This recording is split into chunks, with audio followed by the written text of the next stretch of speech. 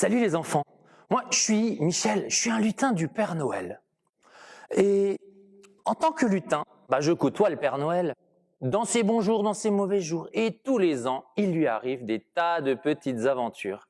Et là, je vais vous raconter aujourd'hui cette histoire qui lui arrivait à quelques heures de la grande distribution des cadeaux de Noël.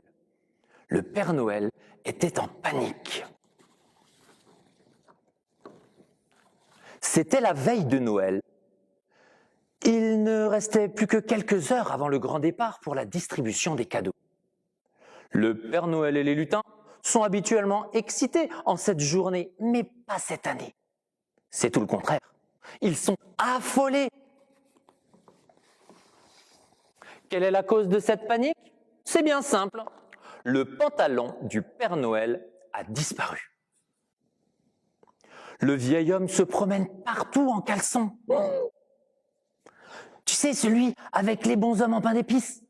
Bien que très joli, il ne peut pas faire sa tournée comme ça, tout autour du monde, vêtu de la sorte.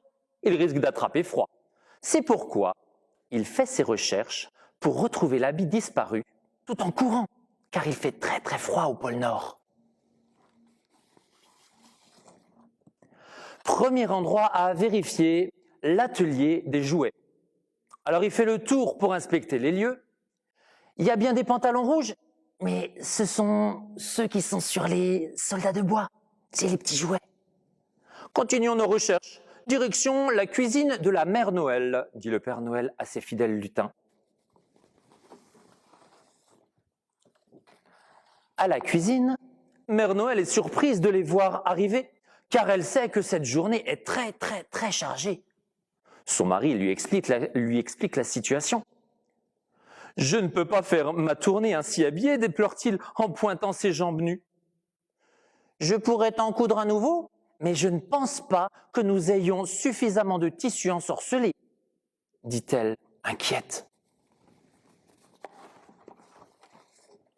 C'est un secret bien gardé à l'égard des humains, mais tous les habitants du village de Noël savent que c'est le costume ensorcelé qui permet au Père Noël de se glisser dans toutes les cheminées du monde.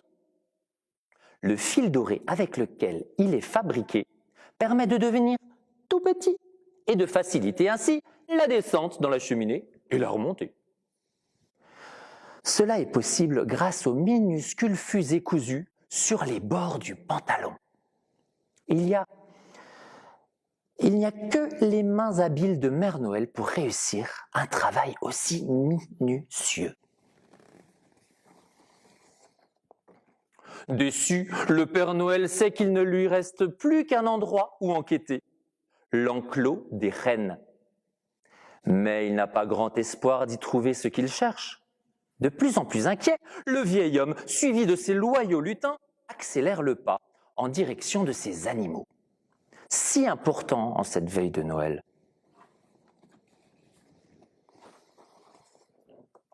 Arrivé à destination, il fait le tour de ses fidèles compagnons, mais sans succès.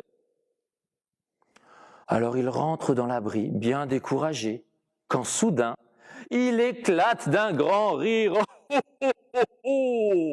Surpris, les lutins entrent à leur tour et eux aussi s'esclaffent.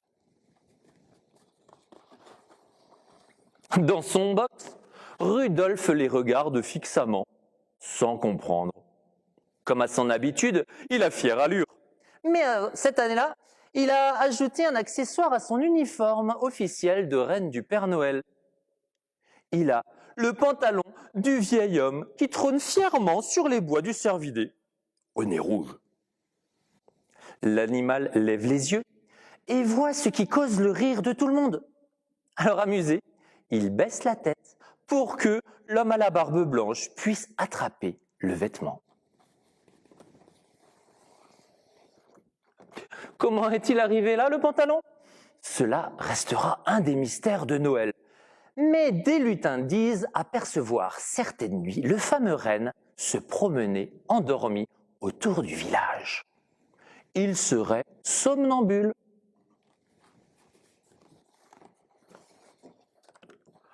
Allez, assez perdu de temps, allons charger mon traîneau, car le départ se fera dans quelques minutes, s'exclame le vieil homme de sa voix joyeuse.